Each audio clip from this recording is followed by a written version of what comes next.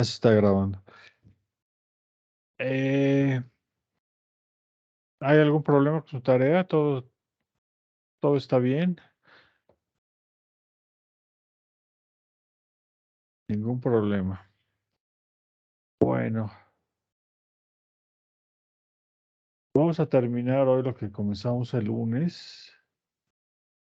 Y para eso voy a compartir pantalla con ustedes.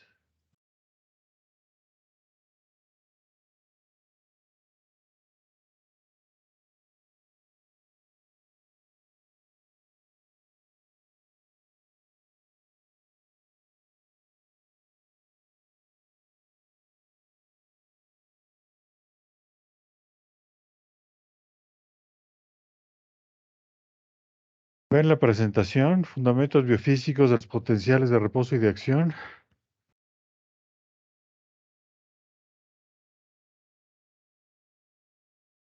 ¿Sí la ven? Sí, doctor. Perfecto. Bueno, vamos a hacer un pequeño repaso y terminar con lo que estábamos viendo el lunes. Comenzamos diciendo que toda la materia tiene una motilidad, una vibración intrínseca, y eso explica muchos de los estados en los que se encuentra la misma, incluyendo la movilidad de algunas sustancias al interior de otras, ¿sí? Explicamos que la molécula de agua tiene la capacidad de distribuir de manera desigual sus electrones, ya que el oxígeno es un átomo muy electronegativo y tiende a atraer los electrones del hidrógeno para completar su último orbital con los dos electrones del hidrógeno y así sumar 8. No es una integración total, es una integración parcial y por lo tanto esos electrones esos electrones extra le dan un carácter electronegativo al átomo de oxígeno y electropositivo al hidrógeno por déficit de los mismos. Esto no es total, es simplemente una distribución preferencial de electrones hacia el oxígeno. Y eso permite entonces el establecimiento de relaciones también electrostáticas entre las cargas parcialmente negativas y parcialmente positivas y por lo tanto el agua adquiere la estructura líquida que conocemos. Bueno, a esto se le conoce como un dipolo. Una definición de dipolo es lo que se llama una definición operativa, es decir, una definición experimental, una definición a base de observaciones hechas en el laboratorio. Y entonces tenemos la distribución aquí desigual de electrones que se acerca al átomo positivo de la molécula vecina y por lo tanto en un campo dieléctrico aquí tendríamos una placa con carga negativa en este caso y otra placa de este lado con carga positiva. Y la definición de dipolo entonces es la capacidad de un átomo o de una molécula de orientarse en un campo eléctrico, ¿sí? Gracias a esto se puede cuantificar y nos da el grado de hidrofilicidad o hidrofobicidad de las moléculas, ya que aquellas como los ácidos grasos, ¿sí? Que tienen una distribución muy, muy homogénea entre el carbono y el resto de los elementos, en este caso hidrógenos, establecen 2, 4, 6, 8, establecen orbitales electrones muy estables, sin eh, recargarse hacia un lado o hacia otro, y por lo tanto esta estabilidad en última instancia lleva al rechazo a su interacción con moléculas de agua. Bueno, está la estructura del agua. Una vez que colocamos una sal, ¿sí? Y tiene la capacidad de ionizarse, es decir, separarse en una entidad única, ¿sí? Independiente. El sodio aquí perdió un electrón a favor del cloro. El cloro adquiere carga negativa, el sodio carga positiva por déficit. Y esta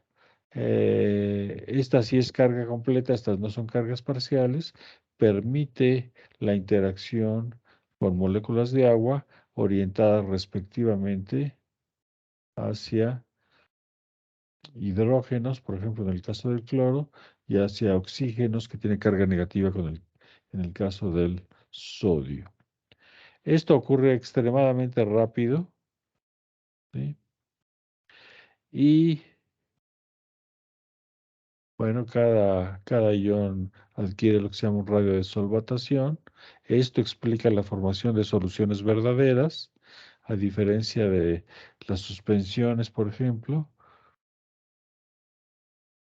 Y la motilidad interna de las partículas también explica la distribución de las mismas hasta alcanzar sí, una distribución homogénea en el solvente, en este caso agua, y el soluto, gracias a su movilidad interna, se distribuirá de manera igual, estadísticamente hablando, en cada una de las porciones del volumen del agua. Esto nos lleva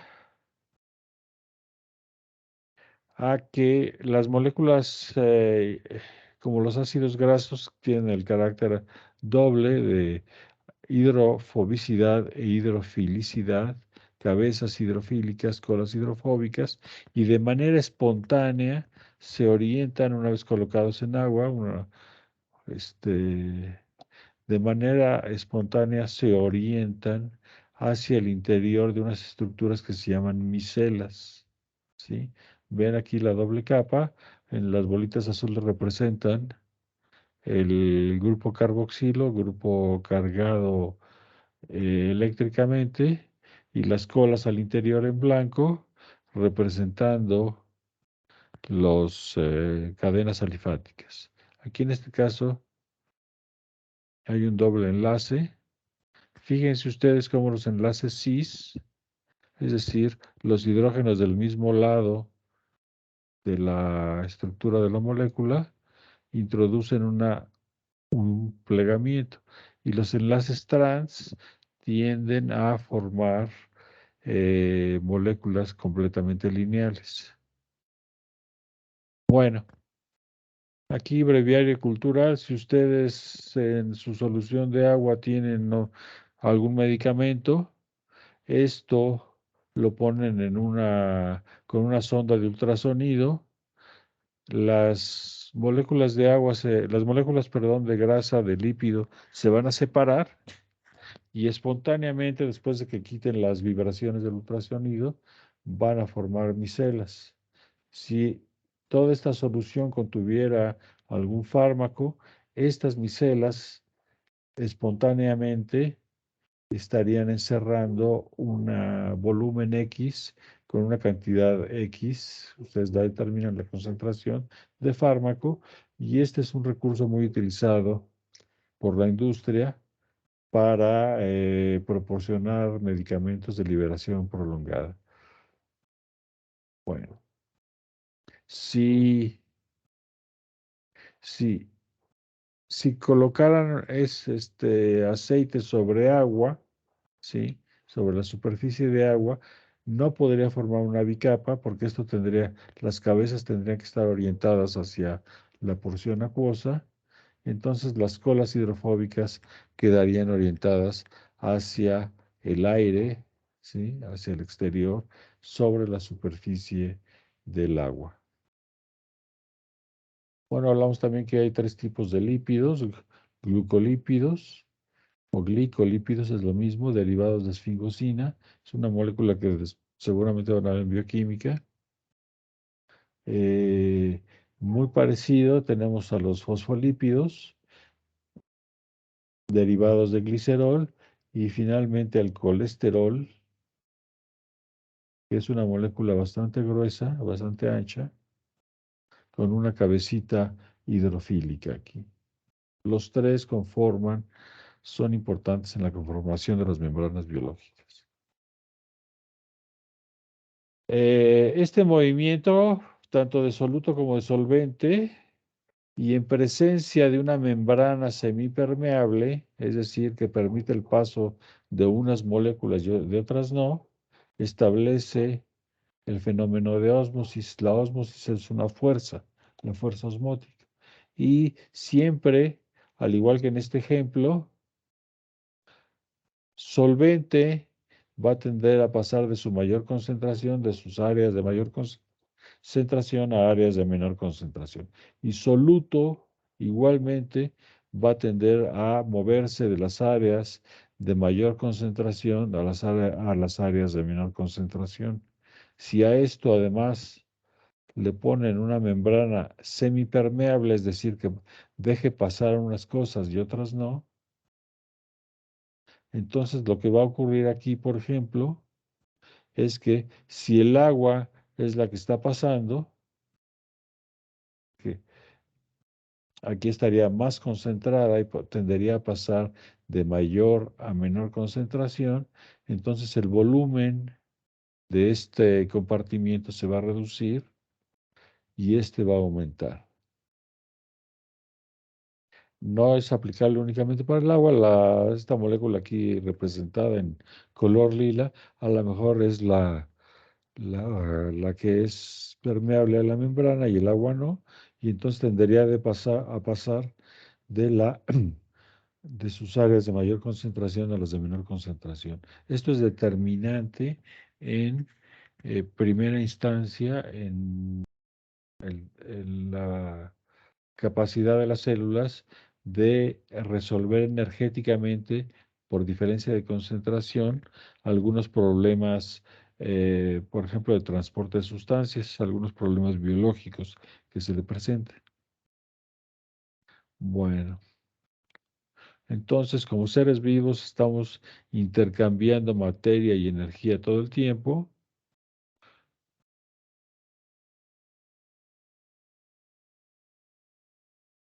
Y en ese sentido, las fuerzas que contribuyen a la formación de moléculas y a la formación de membranas y a la interacción entre moléculas como entidades únicas, van a estar determinadas inicialmente por la formación de los enlaces covalentes, ¿sí? La compartición directa de nubes electrónicas les llevará a la formación de enlaces covalentes, como en el caso de agua, como en el caso de los lípidos, pero la interacción electrostática entre las áreas positivas y negativas de las distribuciones parciales de cargas nos llevará a la formación de lo que se llaman las fuerzas débiles, ¿sí? Fuerzas débiles que son fuerzas electrostáticas y en ellas tenemos, en primera instancia, la formación de puentes hidrógeno. Esa es una. La otra es el establecimiento de fuerzas de Van der Waals. ¿Se acuerdan que les decía? A pesar de que esto es negativo y esto es positivo y se atraen, hay un momento en que si se acercan demasiado, estas cargas negativas acá van a comenzar a repeler a estas cargas negativas y se van a tender a alejarse. Pero como la- existe simultáneamente una atracción con las cargas positivas, entonces va a haber un radio en el cual ni se acercan demasiado ni se alejan demasiado, y a eso se le conoce como fuerzas de Van der Waals. Entonces tenemos ya puentes hidrógeno, fuerzas de Van der Waals. Tenemos, por otra parte, las interacciones iónicas, aquí con cargas completas, es la tercera. Y la otra, de manera muy importante, pero esta repulsiva, el establecimiento de fuerzas hidrofóbicas. Y este establecimiento de fuerzas hidrofóbicas de manera espontánea permitió en algún momento, hace miles de millones de años, que se formaran compartimientos cerrados y parece que eso fue el inicio de los primordios de la vida. Bueno,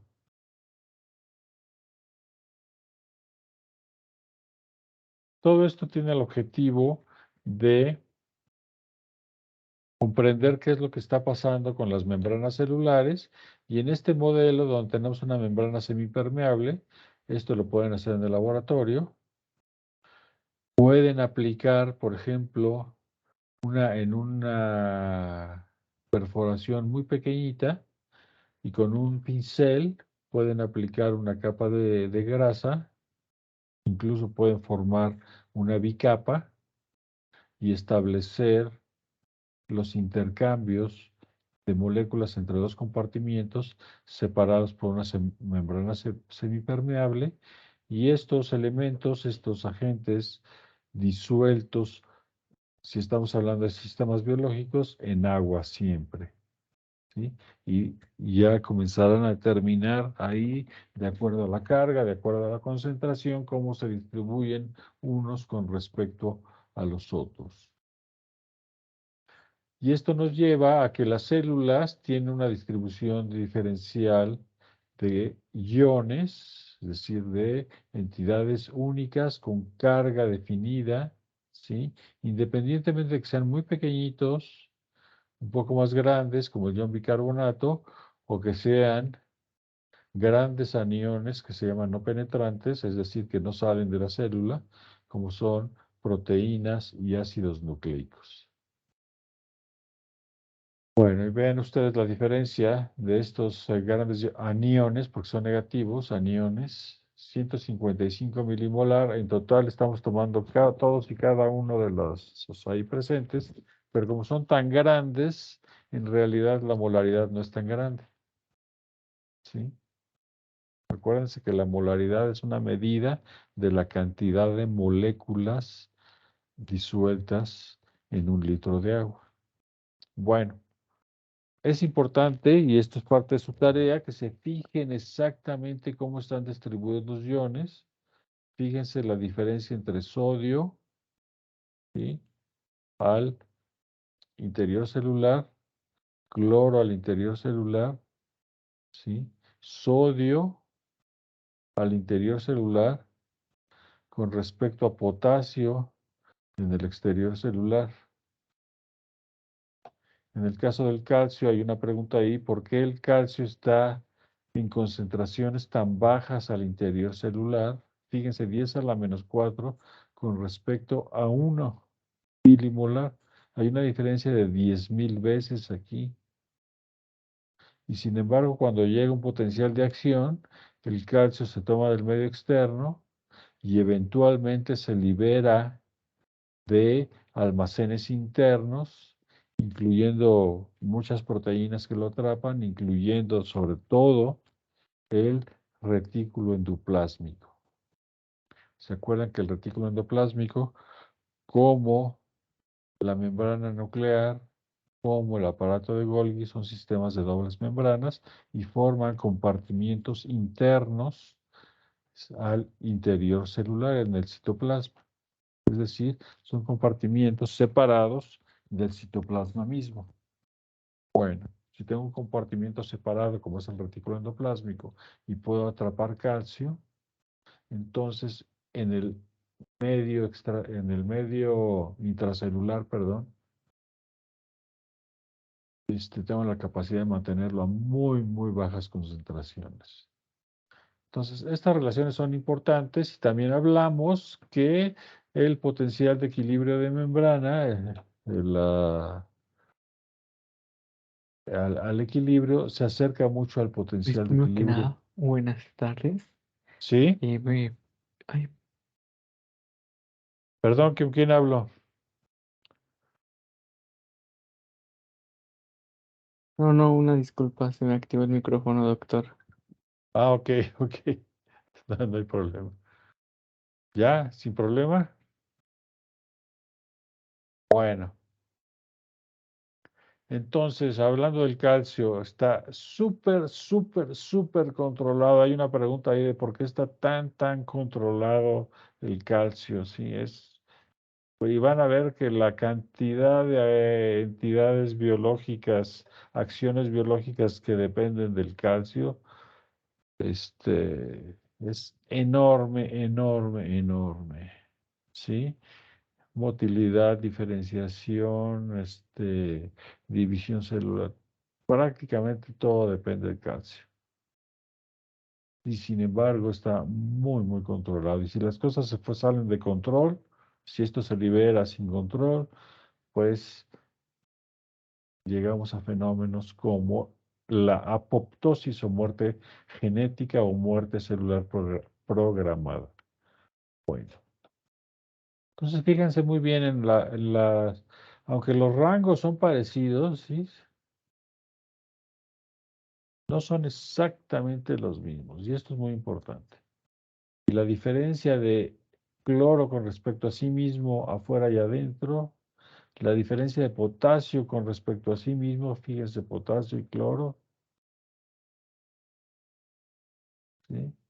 Y la diferencia del sodio con respecto a sí mismo, muy, muy importante. Entonces, para nosotros, tanto el sodio como el potasio, y hablo de nosotros porque estamos en un grupo que nos interesa la fisiología de la neurona y la fisiología de la transmisión del impulso eléctrico, tanto en neuronas como en músculo esquelético, en músculo cardíaco y en músculo liso. En conjunto se conocen como células excitables, ¿sí? Debido a la capacidad de generar un potencial de acción. Estas diferencias son cruciales para la excitabilidad de estas células. Bueno, entonces, estos intercambios de estos iones, hablamos entonces de que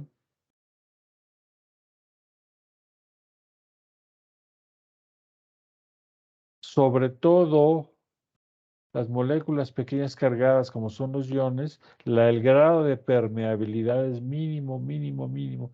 La sacarosa o sucrosa, como le quieran llamar, como tiene grupos hidroxilos, son alcoholes polivalentes, también eso le da un carácter hidrofílico muy importante.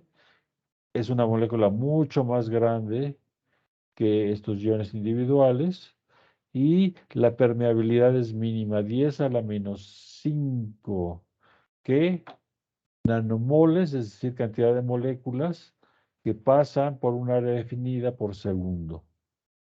¿Sí? Y así va aumentando, aumentando, aumentando hasta que tenemos que algunas de ellas, como la misma agua, tienen una gran capacidad de penetración de la membrana. ¿Sí? Y no hablemos de moléculas hidrofóbicas, como las cremas, por ejemplo, que en última instancia son grasas, tiene una gran capacidad de una permeabilidad, un coeficiente de permeabilidad muy alto. Vamos a ser específicos. Bueno, entonces nos quedamos ahí.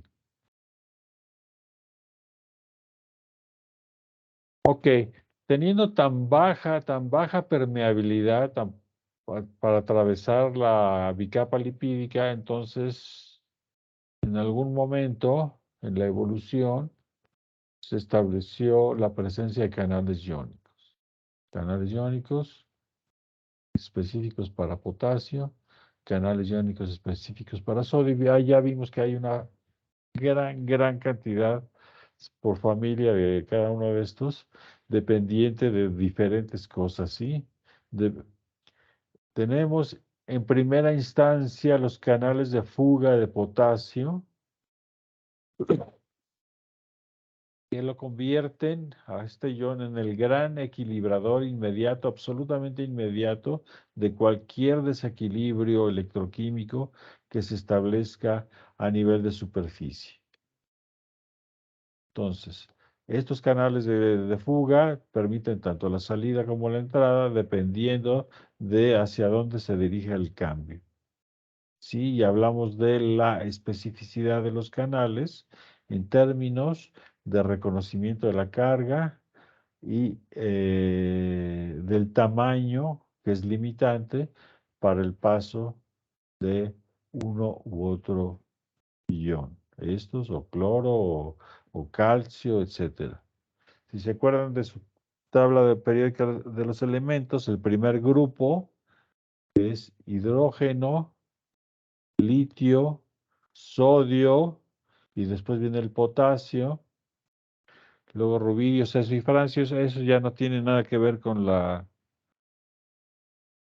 actividades biológicas, pero litio, sodio y potasio sí son importantes. El litio se utiliza, por ejemplo, como un medicamento para el tratamiento de algunos casos de esquizofrenia.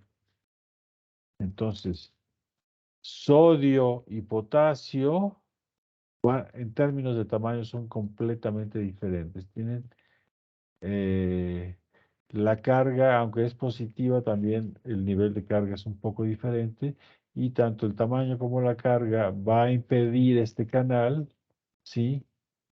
Que moléculas más pequeñas o más grandes, esta será más pequeña, pase por este canal.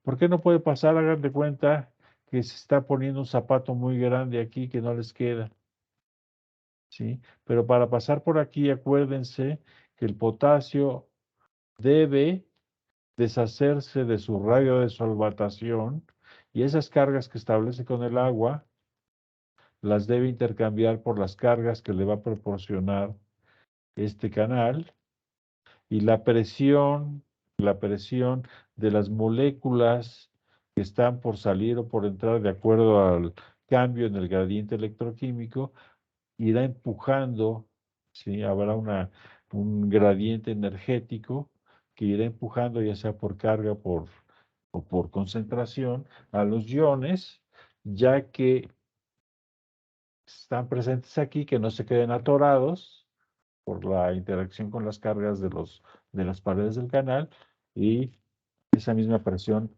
los obligará a pasar de un lado a otro de los compartimientos.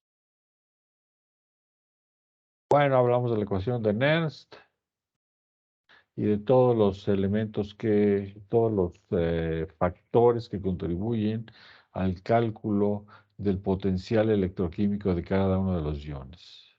Cada célula tiene un potencial de reposo particular que corresponderá a las concentraciones. Ya lo perdí. Co- Corresponderán a las concentraciones de los iones. Tenemos estas otras, y aquí habla incluso mitocondrias, una bacteria, hongos, levadura, yeast es levadura, ¿sí? Es un modelo de laboratorio súper, súper importante. Bueno, y los factores que contribuyen a la ecuación de Nernst.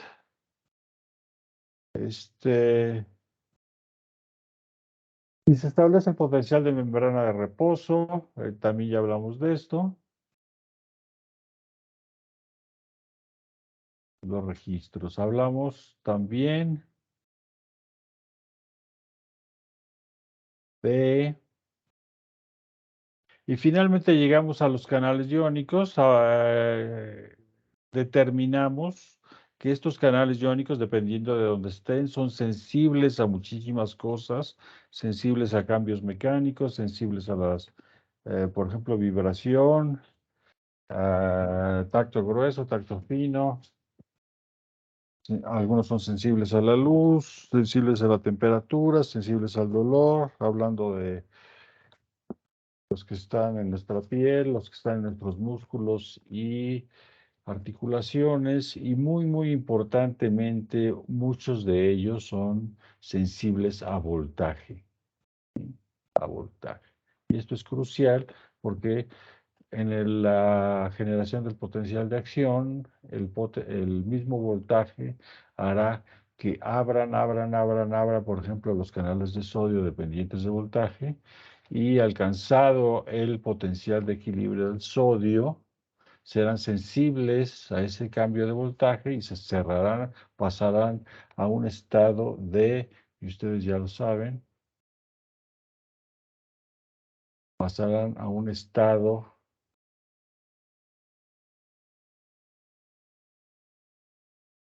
de inactivación. ¿Sí? Y lo mencionamos otra vez, se los repito, lo mencionamos, estos estados abierto, perdón, cerrado, abierto e inactivado es lo que conocemos como estados metaestables, ¿sí? Aquí tengo un bloquecito de madera. Y en estos estados metaestables alcanzan a ver este bloquecito de madera que tengo en las manos. ¿Sí lo ven o no lo ven? Sí, doctor. Bueno, entonces si lo voy a parar, ¿sí? Tiene tres estados, tiene un estado muy inestable, que es la pared más pequeña, es esta, y puede caer hacia cualquier lado, ¿sí? Pero sobre todo tiende a caer hacia el lado más estable. Es un poquito más difícil que caiga hacia el lado menos, hacia el lado intermedio. Y en ese sentido, el estado más estable de los canales iónicos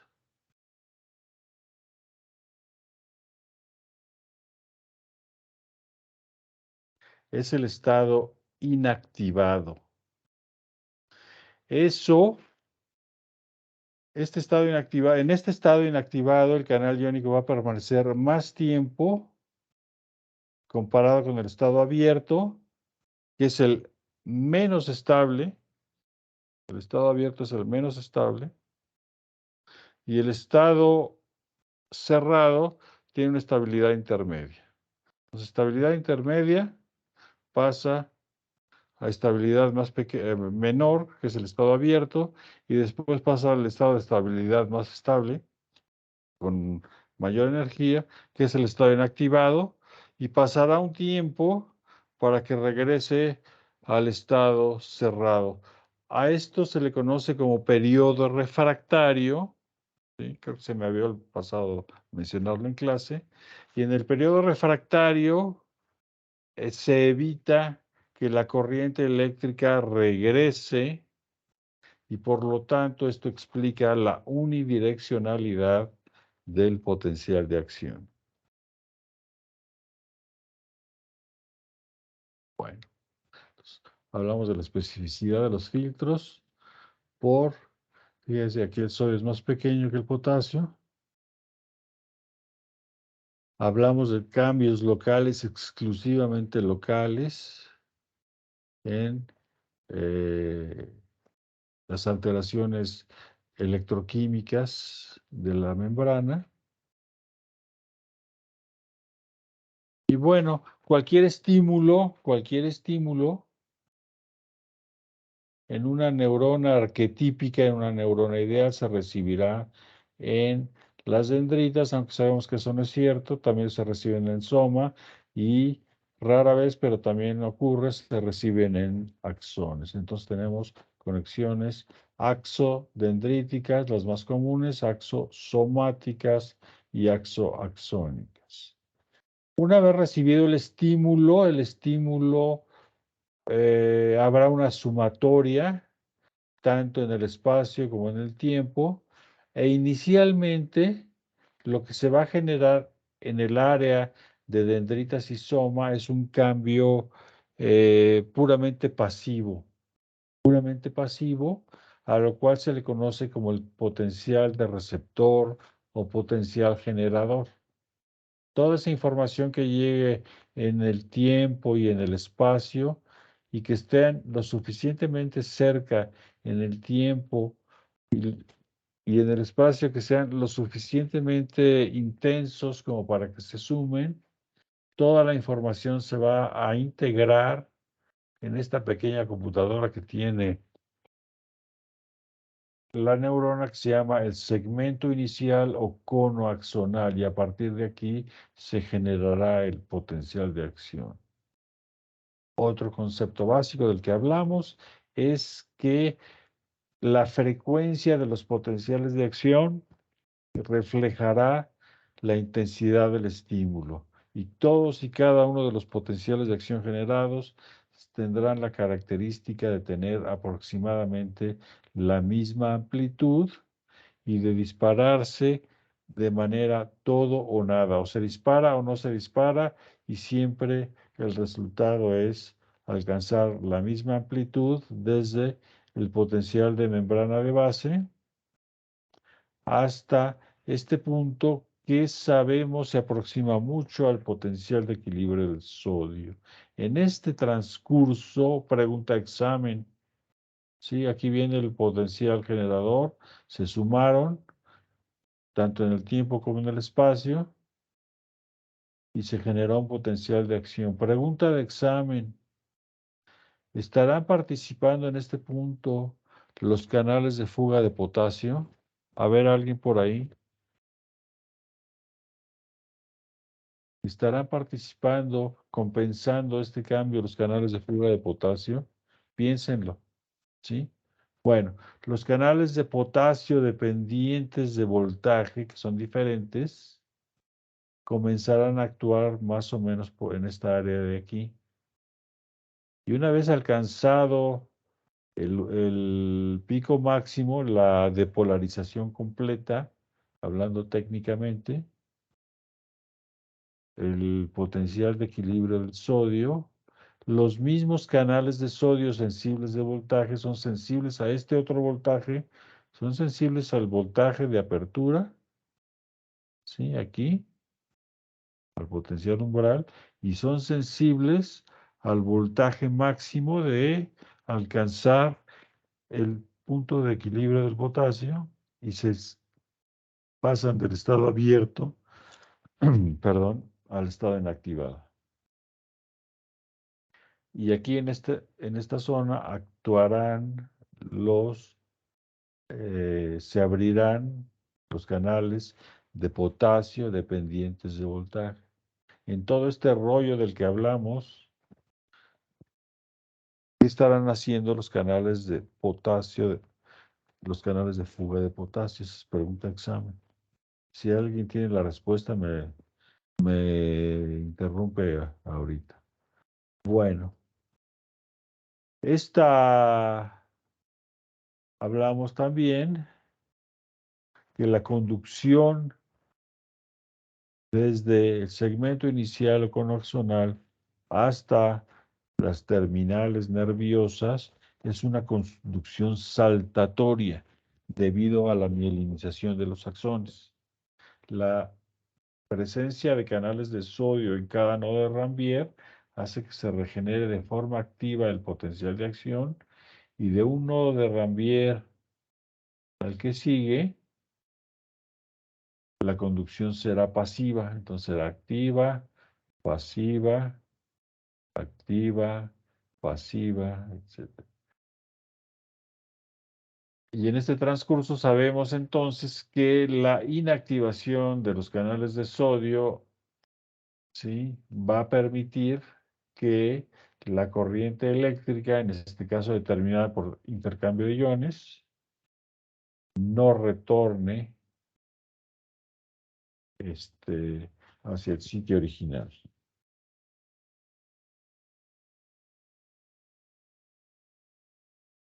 Hablamos de la técnica de registro de patch clamp. Sabemos que los canales se abren igual de manera todo o nada.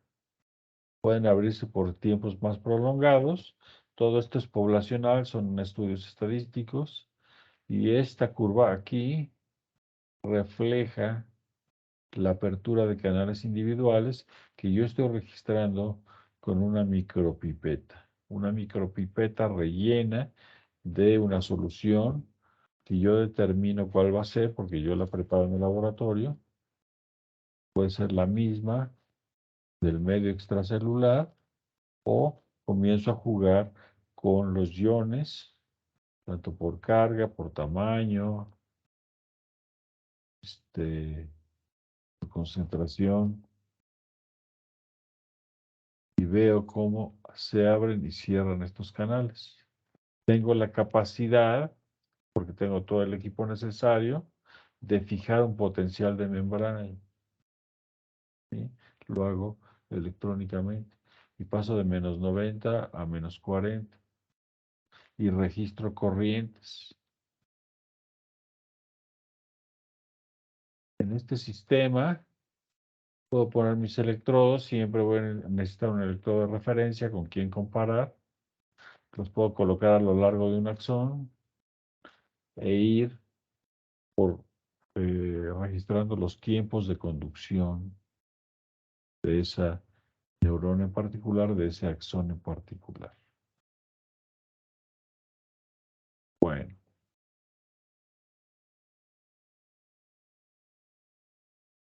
Entonces hablamos también de los neurotransmisores y las familias de los mismos y hablamos de aquel concepto de la llave y la cerradura, que hay una llave para cada cerradura y que rara vez las llaves, aunque sí ocurre, se los menciono porque sí ocurre, a veces las llaves, es decir, los neurotransmisores, tienen una interacción ¿cómo se llama? Menos específica, menos potente, pero la llegan a tener con receptores que no les corresponden.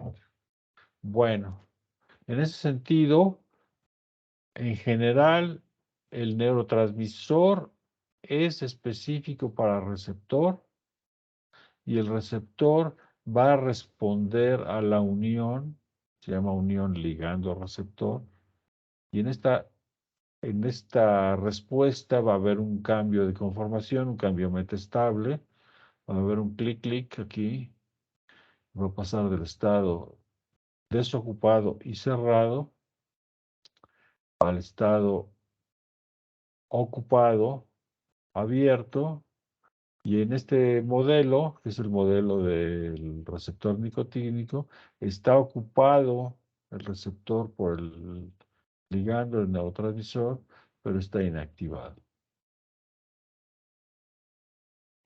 Suma de estímulos en el tiempo y en el espacio. Cada neurona tiene sus diferentes tipos de su huella digital, vamos a llamarle así, su huella digital en la frecuencia de potenciales de acción que puede generar.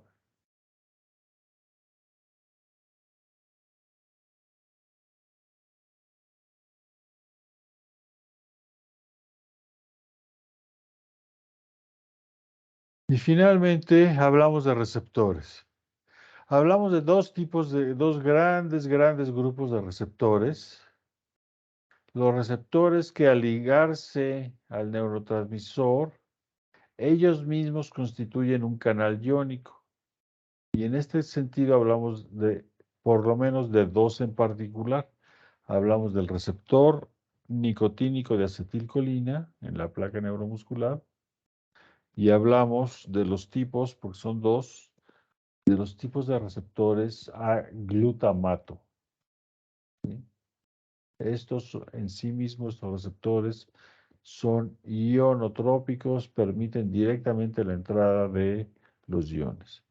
Y el otro gran grupo de receptores es el grupo de los metabotrópicos, es decir, aquellos que inducen una acción metabólica, una acción bioquímica, son un poquito más lentos que estos, y generalmente lo hacen a través de la inducción de una actividad enzimática. ¿Sí? Esto voy a detenerme aquí un poco, se lo tienen que saber de memoria. ¿Sí? A donde vayan, y se los digo porque en una ocasión hubo una entrevista a una persona con sus alumnos y les preguntaron a los alumnos que si conocían el mecanismo de acción de los receptores ligados a proteínas G y los alumnos no sabían. Y luego le preguntaron al maestro, oiga maestro, pero usted sí sabe, ¿verdad? Y el maestro se quedó en blanco y bueno, pobrecito, fue una vergüenza horrible. Pero este tipo de receptores ligados a proteínas G son probablemente los más comunes que vamos a encontrar en términos de neurotransmisión. Estos, los receptores ionotrópicos, son los menos, son muy importantes, están ampliamente distribuidos, pero en términos de variedad, son los menos. Receptores acetilcolina, receptor nicotínico y receptores a glutamato. Bueno, entonces, ¿qué ocurre con los receptores ligados a proteínas G? Primero que todo, déjenme.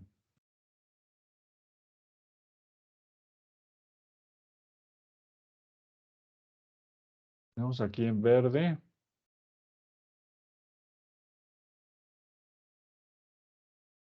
Así.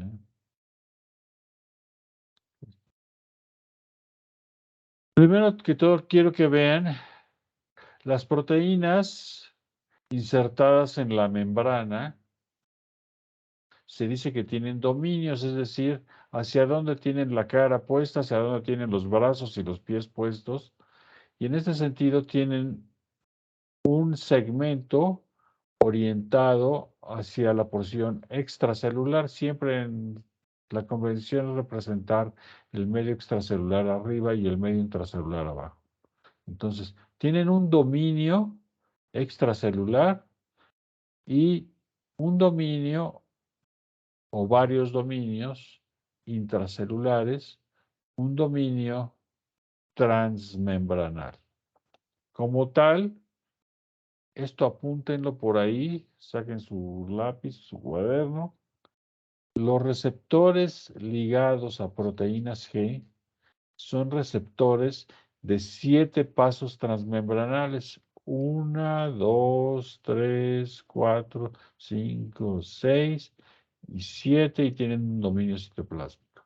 Pero todos son receptores de 7 pasos transmembranales. Es decir, que en la secuencia de la proteína, acuérdense que este es como un hilito, este hilito atraviesa esta cadena de aminoácidos. En cada paso transmembranal va a formar un alfa hélice y cada alfa hélice va a constituir un paso y un dominio transmembranal. 1, 2, 3, 4, 5, 6 y 7. Todos estos receptores ligados a proteínas G van a actuar indirectamente sobre una proteína diana o proteína blanco y muy frecuentemente esta se llama adenilato ciclasa. Apúntenlo. La proteína blanco del receptor de 7 pasos transmembranales o receptor ligado a proteínas G, es lo mismo, es una enzima conocida como adenilato ciclasa. Y esta interacción siempre es indirecta. No actúa el receptor ligado a proteínas G directamente sobre adenilato ciclasa, sino que lo hace a través de un complejo de 3 proteínas, ¿sí? De 3 subunidades, más que 3 proteínas, de 3 subunidades que se conocen como proteínas G. Las subunidades en el lenguaje de los que se dedican a proteínas, la nomenclatura,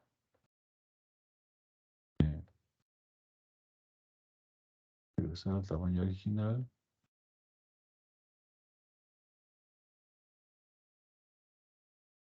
estaba en la otra presentación aquí.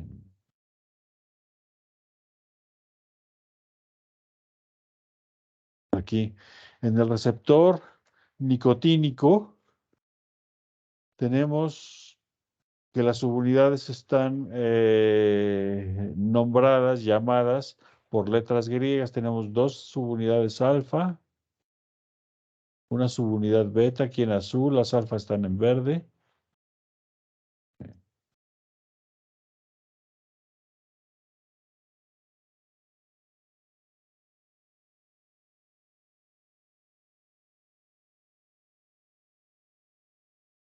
¿sí? Tenemos dos subunidades alfa, una subunidad beta, una subunidad gamma en amarillo y una subunidad delta en color naranja. Esa es la convención. ¿Sí? Se podría llamar Juanito, Sofía, Lalito, pero se escogió esta nomenclatura. Alfa, beta, gamma y delta. Bueno, pasemos a la otra presentación.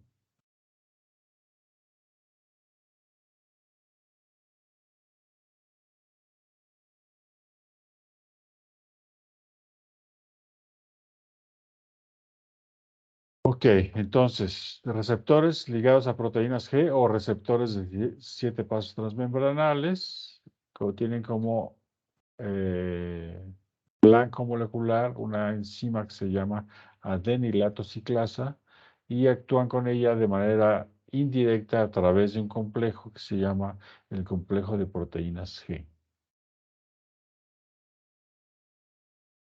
Vamos a regresar al otro.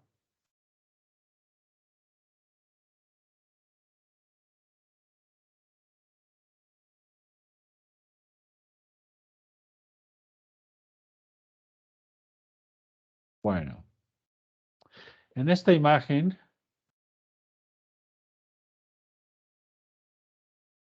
vean ustedes, tienen aquí, esta secuencia en negro, esta porción en negro en este esquema, es una secuencia de aminoácidos que no tiene estructura secundaria. Es decir, nada más es uno tras otro, formando una cadena lineal. Estos barriles representan una estructura alfa helicoidal. Aquí otra vez no tiene secuencia secundaria, no tiene estructura secundaria, perdón. Tenemos 1, 2, 3, 4, 5, 6 y 7. Y se van a unir una vez que el ligando que puede ser cualquiera de estos, fíjense nada más la cantidad de eh, sustancias, entre ellas neurotransmisores y otras que no lo son. Por ejemplo, ¿cuáles no lo son? La luz, ¿sí? No es neurotransmisor, pero en su retina, conos y bastones, la rodopsina es una proteína de 7 pasos transmembranales. Algunas moléculas odorantes, algunos nucleótidos. Lípidos, ¿sí? Las prostaglandinas. Cuando ustedes tienen un proceso inflamatorio, tienen fiebre, ¿sí?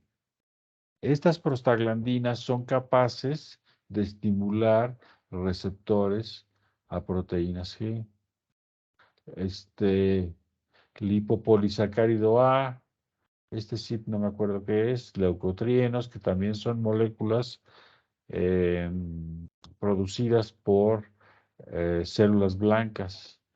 Aminoácidos y iones, fíjense, entre los aminoácidos está el glutamato y los iones está el calcio. Un neurotransmisor por excelencia, el neurotransmisor inhibidor por excelencia es GABA. Esta es pregunta de examen. ¿Cuál es el neurotransmisor inhibidor por excelencia? El ácido gamma aminobutírico. ¿Cuál es el neurotransmisor excitatorio por excelencia? Glutamato o ácido glutámico, es lo mismo. ¿Sí? Tenemos a todas las aminas biogénicas, algunas de ustedes seguramente hablan de ellas ya comúnmente, como la dopamina, la serotonina, la histamina y la misma acetilcolina, pero en este caso la acetilcolina está actuando no sobre un receptor nicotínico, sino sobre un receptor de 7 pasos transmembranales.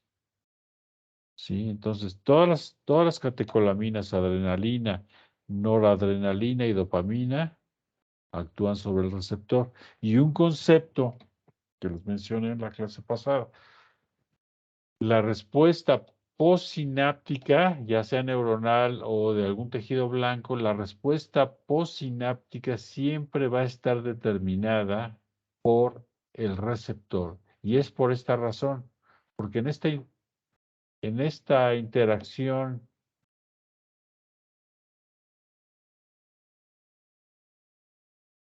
indirecta con adenilato ciclasa, en algunos casos la va a estimular y en otros casos, o sea, la va a activar y en otros casos la va a inhibir. Por ejemplo, acetilcolina puede actuar sobre su receptor, sí, es una familia muy importante, y va a inhibir a la adenilato ciclasa. Es el ejemplo que veíamos con el experimento de Otto Levy de la estimulación vagal del corazón. Cuando se quedó dormido y se levantó en la mañana, escribió su ensayo y se fue al laboratorio. Precisamente lo que está haciendo Otto Levy al poner el perfusado con acetilcolina es que va a estimular aquí, pero va a inhibir acá a través de proteínas G. Bueno,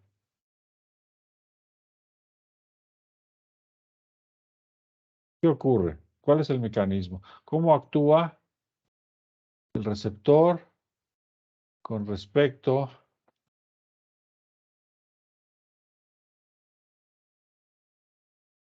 a adenilato ciclasa?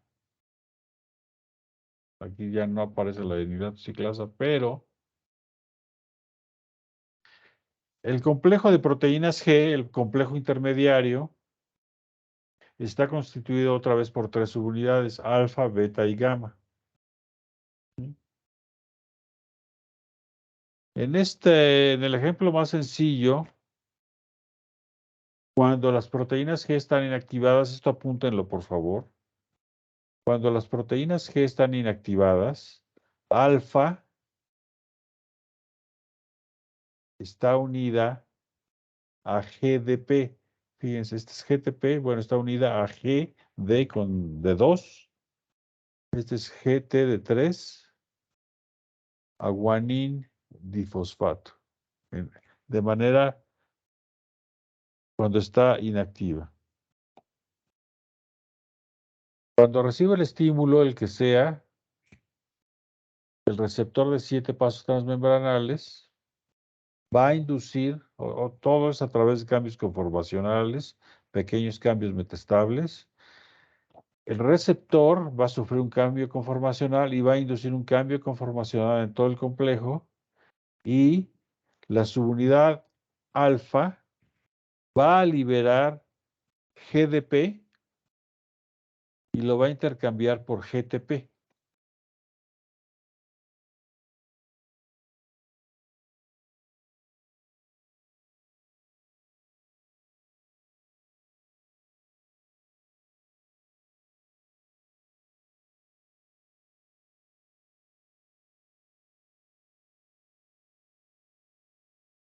Aquí está. Entonces, aquí abajo a la izquierda en verde está el receptor. ¿Sí? Vean que en su forma inactiva está unida la subunidad alfa a GDP. Entonces, una vez que llega el ligando, ¿sí?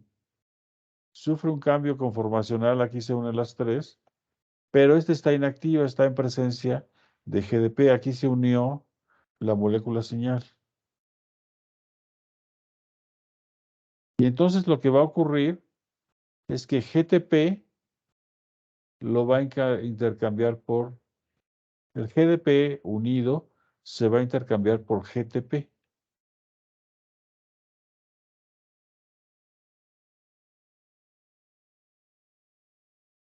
GDP, GTP es de la familia, son de la familia del ATP, son nucleótidos, son moléculas con la capacidad de proporcionar energía al hidrolizar un grupo fosfato.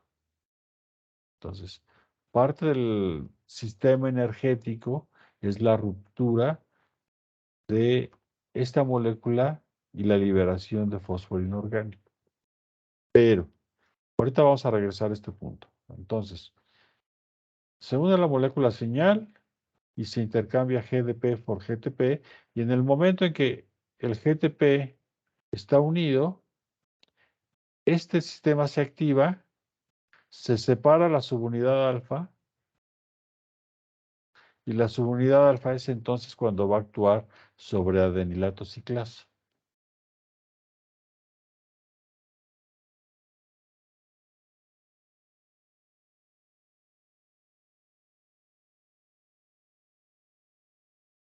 Entonces, en este momento, aquí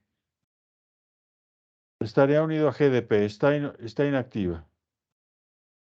Una vez que llega la molécula señal, vamos a decir que es dopamina, el receptor va a interactuar con el complejo de proteínas G y se va a intercambiar GDP por GTP. Una vez activado, la subunidad GTP la subunidad alfa unida a GTP se va a mover a lo largo de la membrana y va a activar o inactivar adenilato ciclasa.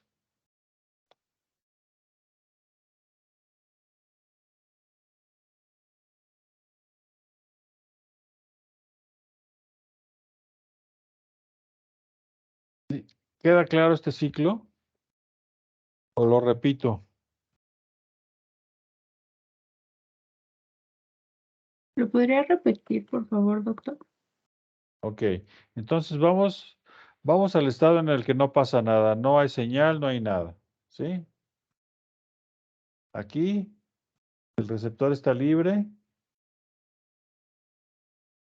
y tenemos a las subunidades de proteínas G.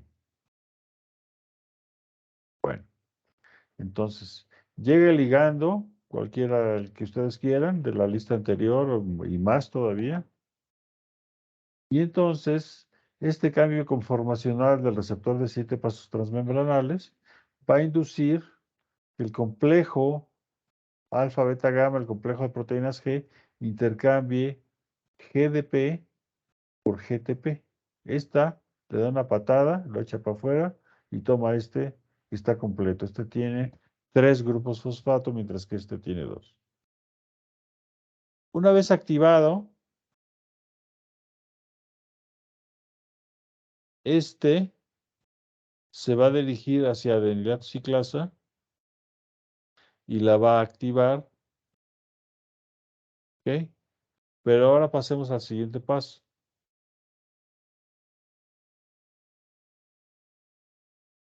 Se llaman proteínas G porque son GTPasas. Entonces, aquí inactiva, intercambia GDP, vean aquí, por GTP. Bueno, más bien aquí.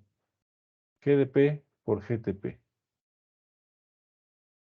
Y en su interacción con adenilato ciclasa, se llaman proteínas G porque son GTPasas. Va a hidrolizar, va a degradar al GTP que cargó anteriormente. Y en este momento, ahora sí, va a haber una acción enzimática y la subunidad alfa va a degradar al GTP a GDP. ¿Y qué pasa? Que se va a quedar con este GDP y se vuelve a inactivar. Y para activarse de nuevo cuenta tiene que repetirse el ciclo, echar este para afuera, intercambiarlo por GTP para que pueda activar adenilato ciclasa. ¿Por qué se llama adenilato ciclasa? Esta es una enzima muy chistosa porque tiene 2 actividades, ¿sí? El adenosintrifosfato, el ATP que ustedes eh, sintetizan cuando después de comer y en fin, generan energía a partir de su glucosa, glucólisis, ciclo de los ácidos tricarboxílicos y finalmente respiración mitocondrial y generan mucho ATP. Bueno, Entonces, lo que va a hacer la adenilato ciclasa son dos cosas. Fíjense, se llama adenilato ciclasa, ¿sí? Entonces, va a tomar al ATP, lo va a hidrolizar y va a producir una molécula que se llama AMP, es decir, le va a quitar dos grupos fosfato. De pasar de 3, ¿sí? ATP, este va a pasar a uno solo, adenosin monofosfato, adenosin trifosfato, pero no es lo único que le va a hacer. Aparte de hidrolizarla, ¿sí? De remover dos grupos fosfato, la va a ciclizar, y por eso se llama AMP cíclico. Y esto apúntenlo por ahí. La adenilato ciclasa es una enzima con actividad doble, es una enzima hidrolítica, es decir, rompe ATP en AMP más pirofosfato. Al doble grupo fosfato que libera se le llama pirofosfato. No se confunda, simplemente es un nombre. Pirofosfato. Entonces, le quita dos, se libera un fosfato llamado pirofosfato y se queda con un grupo, un nucleótido con un solo fosfato, es adenosin monofosfato, y además internamente lo va a ciclizar. ATP, AMP cíclico. ¿Y esto por qué es importante? Porque el AMP cíclico, a su vez, es un segundo mensajero que va a inducir una gran cantidad de actividades enzimáticas.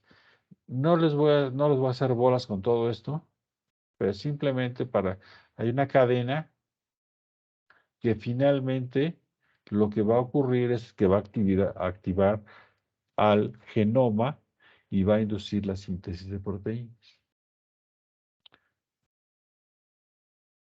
No es la única acción, pero es una de tantas. Entonces voy a repetir. Tenemos dos grandes grupos de receptores, los receptores ionotrópicos, que en sí mismos constituyen canales iónicos, como el receptor nicotínico y los receptores a glutamato, ¿sí?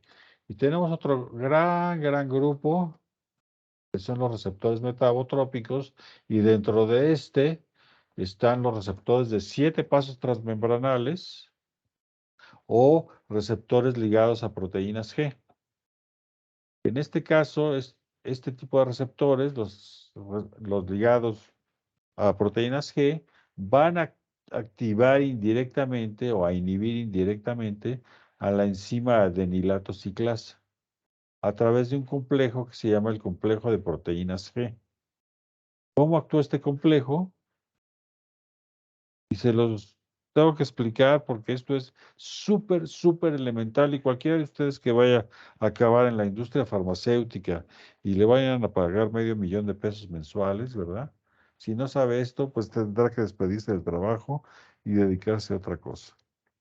Bueno, entonces, este complejo de proteínas G son alfa, beta y gamma, así se conocen las unidades, y la porción que juega el rol más importante en este caso es la subunidad alfa, ¿sí? Una proteína está constituida por subunidades. Entonces, la subunidad alfa lo que va a hacer al activarse va a ser desechar este GDP e intercambiarlo por GTP. Se libera la subunidad alfa. La subunidad alfa va a actuar sobre adenilato ciclasa y en el momento en el que actúa, parte de este cambio conformacional lo va a promover la hidrólisis del GTP a GDP. Entonces, son proteínas G porque tienen actividad de GTPase. Y la adenilato ciclasa va a tomar ATP del medio y tanto lo va a hidrolizar, le va a remover dos grupos fosfatos y lo va a ciclizar al mismo tiempo. Una de tantas acciones que tiene el AMP cíclico es inducir una cadena de segundos mensajeros aquí y finalmente la activación del genoma y la síntesis de proteínas. Esto tiene unas implicaciones tremendas, tremendas, tanto durante el desarrollo como en la vida normal, como en eventos patológicos.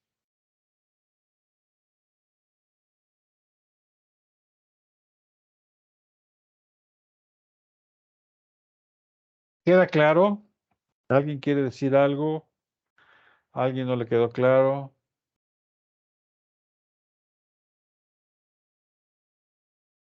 Bueno, yo sé que todavía tienen sus dudas, esto son muchos pasos.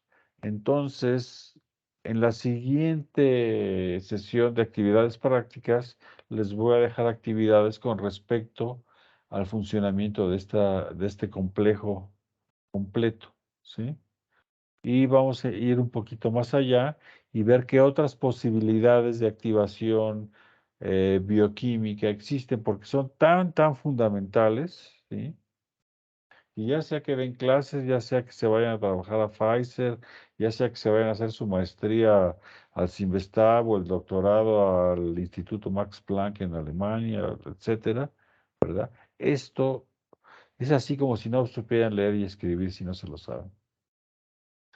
Hay otro gran grupo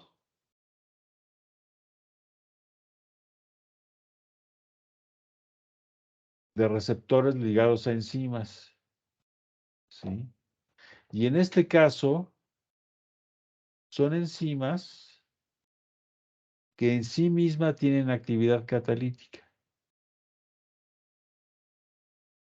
Y los aminoácidos dentro de la secuencia de la proteína, esto apúntenlo por ahí, los aminoácidos que conforman los sitios catalíticos en los receptores ligados a enzimas, es un aminoácido llamado tirosina, tirosina. Y la tirosina tiene la capacidad tanto de aceptar como de donar grupos fosfato. Bueno, ¿qué ocurre? Debido a su nombre en inglés, en inglés, la, la palabra fosforilación para una enzima se escribe con K, en español es una enzima sinasa, con C. Hay quienes le dicen quinasa, pero realmente el término correcto es una sinasa con C, ¿sí? De cine. Cuando van, ¿cómo dicen los americanos cuando van al cine? Dicen, voy a las movies, voy a ver un movie, ¿sí? Algo que se mueve. Bueno, sinasa en español el cine, ustedes también van a ir a ver algo que se mueve. Van a ir a ver la primera película, una de las primeras películas que se grabó en blanco y negro, y era un tren que se dirigía hacia el público, y como la gente no estaba acostumbrada a ver esas imágenes, pues hasta daban de gritos en el cine mudo ahí a principios del siglo XX. Bueno, entonces ¿a qué va a la gente al cine? A ver movimientos. Cine, cinemática, cine, movimiento. Bueno, estas son proteínas sinasas. Lo que van a promover las sinasas es fosforilación, es decir, el, el transporte de fosfato hacia un sustrato. Existen las contrarias, si quieren apúntenlo, que hacen lo contrario, es decir, remover el grupo fosfato y se llaman fosforilasas. Bueno, pero entonces esto apréndanselo, por favor. Las enzimas sinasas en inglés se conocen como TRK, ¿sí? Y en español ya por extensión todo el mundo habla de las TRK, son las Tyrosine Receptor Kinases, ¿sí? TRK, tirosina, receptor de tirosina sinasa. Bueno, para que estos receptores se activen, necesitan unirse a dos ligandos, es decir, a dos neurotransmisores en este caso. Y lo que va a pasar con estos dos ligandos es que van a entrecruzar y van a acercar dos monómeros. Cada una de estas proteínas finalmente va a constituir la proteína receptora. Son iguales, pero no necesariamente son iguales. Hay muchas variedades en esto. Se acercan de estas dos subunidades y al momento de acercarse, gracias al entrecruzamiento logrado por los dos ligandos, los dos neurotransmisores, entonces se activa el sitio catalítico y uno, apúntenlo ahí, pueden autofosforilarse. Eso es muy común, ¿sí? Que el receptor tipo TRK se autofosforile y al mismo tiempo, como tienen varias serinas aquí, varias tirosinas, perdón, pueden fosforilar sustratos abajo en la cascada de señalización. Aquí hay otro, vean que las subunidades son distintas.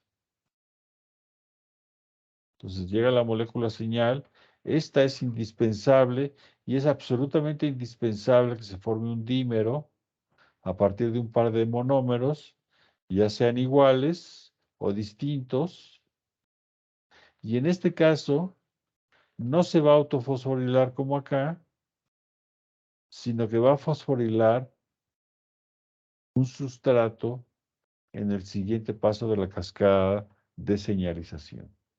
Este es otro de los grandes, grandes grupos. Los receptores ligados a tirosina sinasa. ¿Queda claro esto? Tenemos tres grandes grupos, los ionotrópicos, que son canales iónicos en sí mismos.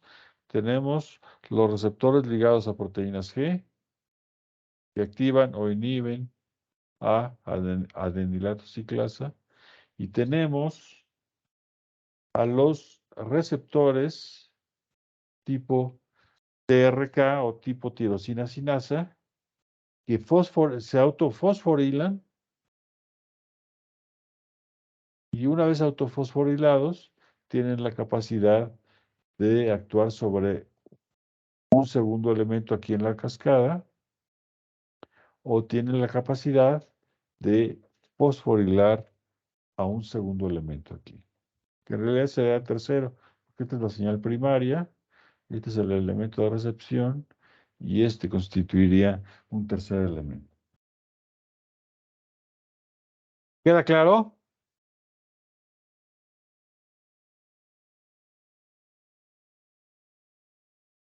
Bueno, a ver si alguien quiere preguntar algo.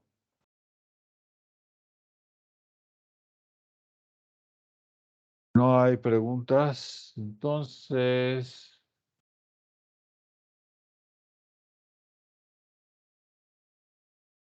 dejo de compartir y aquí vamos a terminar esta clase. Con esto completamos de manera muy, muy general.